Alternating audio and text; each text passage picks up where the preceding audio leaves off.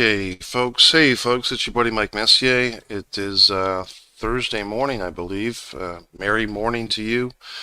This is One Pro Wrestling and Sports Fan YouTube channel, and I'm going to discuss the wonderful Vice TV running series, Who Killed WCW. It's produced by our buddy there, Dwayne Johnson, The Rock, and his ex-wife. I always find it interesting that it seems like, I could be wrong, but it seems like The Rock tries to downplay that his producing partner in a lot of these adventures he's on is in fact his ex-wife. I mean, I think it's kind of interesting that they've been able to have a working relationship together after being divorced, and good for them. That's very professional and all that. I think The Rock has been remarried since, and of course, he's helped his daughter there get work with the WWE and so forth. So good for him, good for them. This show, is it good for us? I mean, here's my thoughts on it, folks, and you're welcome to chime in if you happen to be catching this in live time. Like I said, it's Thursday morning. Um, I feel like it's just cliff notes to stuff that we've already heard. You know, we've already seen. If you're a wrestling historian, a wrestling enthusiast, a wrestling aficionado, a wrestling fan, to any degree, you've heard this story before, and I mean, I can tell you the sources, and they do cite their sources. Guy Evans' book, Nitro, which I first heard about on Eric Bischoff's podcast, 83 Weeks. It is a good listen. I did listen to the whole audio book of Nitro at least one time, probably got into it a second time. And it's a very good listen, and Guy is on this TV series, Who Killed WCW. Um, Speaking of podcasts, if you listen to 83 Weeks with Bischoff, Vince Russo has got some good opinions and insights onto this whole tragedy that is the final days of WCW.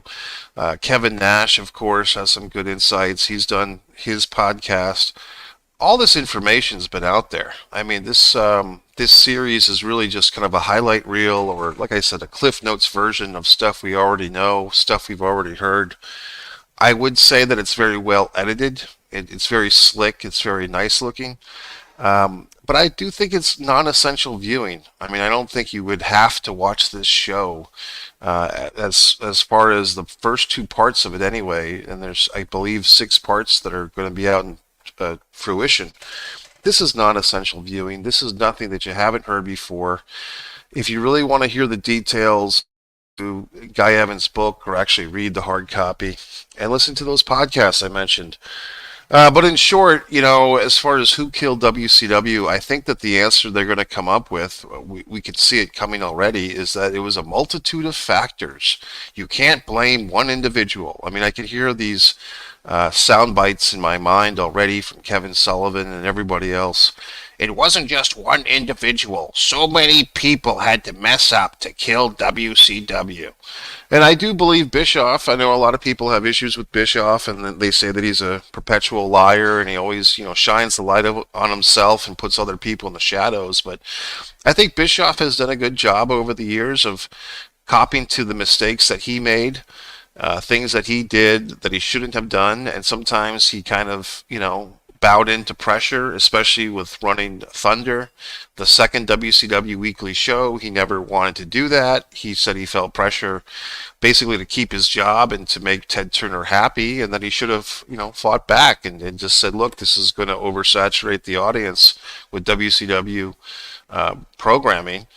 And so I think Bischoff is a pretty good source, and I do feel that between Eric Bischoff, Jim Ross, and anyone else, Tony Schiavone, that's talked about this stuff, I do kind of believe the narrative that the Turner executives and the Time Warner executives and the other people that were, you know, in on those upper echelon meetings, they just did not want WCW to be a part of Turner Broadcasting, and I do believe that narrative. I don't think there's much more to it than that. If you look at the last couple of years of ratings for Nitro, they were certainly paling compared to WWE's Raw. However, that their show, Nitro and Thunder, were still top-rated shows on not only TBS and TNT, but also all of cable television. So I do believe the story that it was really the inner workings of Time Warner, Turner Broadcasting, all those people just did not want this Nitro or WCW to be continued. And that's what happened. So I don't think we really need this series. It's a fun watch. It's a good rewind. But I'm going to pick apart some things in this series that maybe you noticed, maybe you didn't. There's some things in this show that I find that, in the interest of sound bites, in the interest of quick editing and telling as much of the story as they can in a very quick way, they are kind of doing the story not so much justice. And I'll give you some examples. There's a sound clip in episode 2 where Kevin Nash is talking about the writing of WCW and Thunder specifically. And he's talked about this at length in other shoot interviews. I think the Sean Oliver interviews. He's talked about how on the writing team, basically what they would do is you would have a Monday Nitro coming up, and then 2 or 3 days later you'd tape, you'd film live a Thunder, and then you would have another Thunder episode taped on that Thursday night after the live episode. And then they would go back to Monday Nitro the next week for a live episode of Nitro. So basically you'd have a live Monday Nitro. 3 days later you'd have a live Thunder. Then you would tape a Thunder and keep that in the can. And then the next week you'd have a live Monday Nitro. And then 3 days after that you would play the taped Thunder. So basically you would, in that 2-week span, you'd have one episode of Thunder that had to basically be very generic. No, if you could avoid title matches, and I think there's a way to do that. Basically, you just don't have title matches, and you don't have matches that are essential to feud development. On that second week of Thunder, basically you just have exhibition matches. But I think in the interest of television, they didn't necessarily always want to just have exhibition matches, whatever that means, just matches with no circumstances or nothing to do with storylines, just basic generic wrestling matches. So they would try to write, that live Monday Nitro before the taped Thunder. They would try to write that to have it go somewhere and have the payoff come with the taped Thunder. And I think that very difficult for anyone to do. If you're a wrestler or anyone, just bizarre, because like Nash has pointed out, the injuries in wrestling, maybe a guy is supposed to be there and doesn't show up, and then you have this pre-taped Thunder match that doesn't have the proper lead up on that live Nitro 3 days earlier. So it was a big mess. And like I said, the simple solution might have been just to keep those Thunder matches on week 2, the pre-taped Thunder matches, keep them very generic, keep them very non-essential. However, then you're writing a crap show and everybody would see through it. So I don't think there was a good solution. And I think Kevin Nash points that out pretty well. And you might be wondering, well, why did they do the pre-taped Thunder?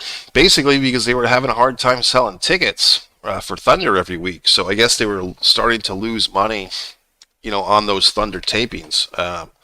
So there you have that. I'm trying to get back to my notes here, folks, in case you're wondering. I'm sure you are. You're wondering, what's he doing? I'm trying to get back to my wonderful notes, because I actually wrote notes down for this. And of course, I can't fucking get to them when I'm trying to, so that's upsetting me. God in heaven. Just so sick of passwords for everything. You know what I mean? Okay, let's move on. What else? The butts and seats line, I noticed, if you saw week 2, unless I missed something, basically Tony Schiavone is talking about, they're talking about the famous time, the finger poke of doom going against the Mick Foley Rock title match. I believe the Foley Rock match, I want to say it was taped December 28th, 1998 in Worcester, Massachusetts, and then it was basically broadcast, I think it's January 2nd or January 3rd of 1999. And that went up against the finger poke of doom, and of course Eric Bischoff demanded that Tony Schiavone go on Nitro in his commentary duties and basically spoil the result of Raw and tell the fans, hey, if you're going to watch Monday Night Raw, you're going to see Mick Foley, who used to wrestle here as Cactus Jack, win the world title from The Rock. That'll put butts in seats. So the whole tagline, the whole point, the whole bullet, the punchline on that anecdote is Tony Schiavone insulting Mick Foley and in turn insulting Mick Foley's fans and saying butts in seats. That, sarcastically saying that Mick Foley winning a title, world title, will put butts in seats, demeaning Mick Foley, demeaning Mankind, demeaning Cactus Jack, and the legacy that he had throughout the world of wrestling, and especially in WCW. And that whole thing is lost because they basically edited out the butts in seats line. So it's kind of like, what's the point of telling this anecdote? They basically go through the whole story of the famous butts in seats story without giving you the butts in seats line. Now, some of this stuff, folks, it might seem like minuscule, but it's kind of like, if you're going to break out the hits, with this whole storytelling of what killed WCW, the butts in seats story without the actual butts in seats line, it's, who killed WCW, who killed WCW, who killed the documentary of WCW. I think what's kind of restraining this series is in the nature of trying to get all this story crammed into 6 45-minute episodes. They are sacrificing some of the nuances and some of the details, and in this case, really the whole point of that particular anecdote, which is butts and seats. Now, maybe I missed it. Maybe they did play the butts and seats line. I didn't hear it, and it seemed like even if they did say it, which I don't think they didn't emphasize it to my liking. So I don't get it. I mean, and I think there was some other things, I'm trying to remember exactly what, but I think there was some other examples from the first episode, which were like, you're not quite nailing, like you're not quite sticking the landing on whatever particular anecdote they're telling. Let's see what else here, folks. Yeah, I mean, this series to me is really feeling like just rehash. It's rehash for the smart marks like myself, like yourself. It's just more of the same things we already know. To give them credit, and I haven't even watched this full series, but I know for years and years, the WWE Network had that Monday Night Wars series, which I think if you wanted to watch that, you would probably get more out of that. But here's another hot take, folks. I think we've been lamenting as a collective, the wrestling fans, myself, yourself. We've been worried about this, WCW, Monday Night Wars. We've been thinking about it for too long. We're pushing 30 years now, guys. So, I think it's time we all get over it. It was a great time to be a wrestling fan. Most of the wrestling fans at this point probably weren't even alive for this stuff, or were too young to remember it, or it's at the very beginning of your wrestling memories. And it was a great time, but I think if you look at what's going on now, and I'm guilty of this myself, I'm not paying attention to everything these days, but stuff with NXT and TNA doing stuff together, Cody Rhodes, you have Swerve Strickland in AEW, you have, a bunch of stuff going on in the pro wrestling current day, that if people paid attention to that as much as we did to this 30-year-old Nitro stuff, you know what I mean? But there is a sweet spot there to give it credit, that Attitude Era. A lot of us would like to go back in time and live there forever. You know what I mean? Live in 1997 forever, or 1998. But the reality is, folks, Father Time is undefeated. We all get old. We all die. And, it's just not what it was. But I just don't know if we really needed this series, but here it is. We're watching it and we're analyzing it, and it's worth watching, but it's definitely flawed. And I do find with Vice, I do like Vice's shows. I do like how Vice does things, but they always seem to leave a little bit on the table. Like it's not like it's not a particularly tight show. It's not like I feel like saying 60 Minutes or something like that, where they cover all the bases, and it just feels like it's kind of thrown together sometimes, and that sometimes with shows on Vice, they don't always get the full story. They're very aware of getting things on the air quickly, and they're very aware of the quick editing, and as people are now with short attention spans, like keeping your attention with fast moving edits and sound bites.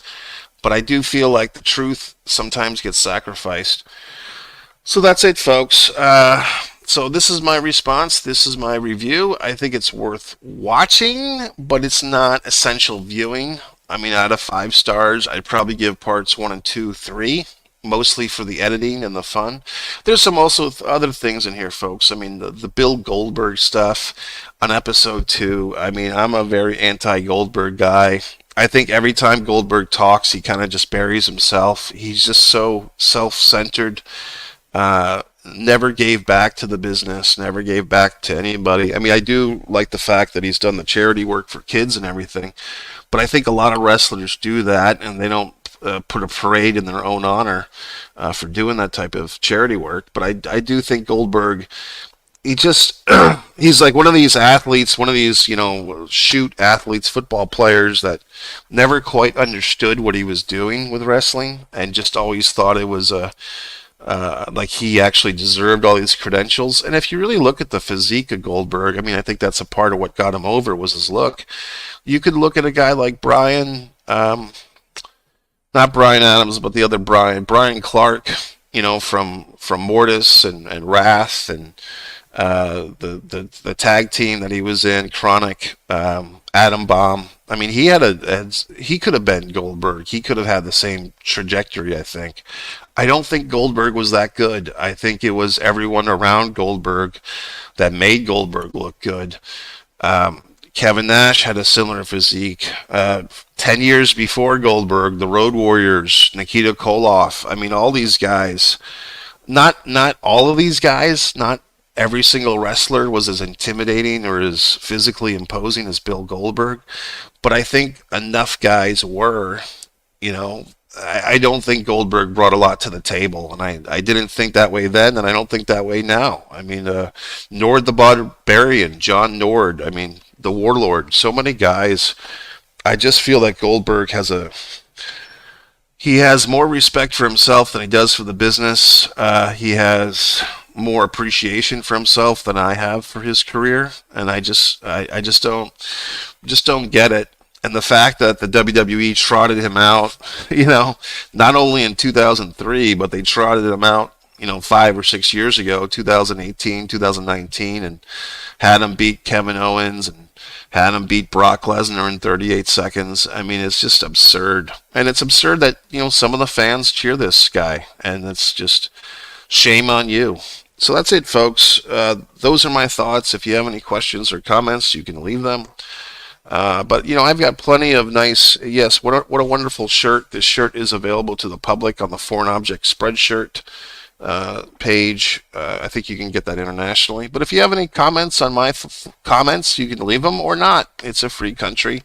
MikeMessier.com. Have a good Thursday, everybody.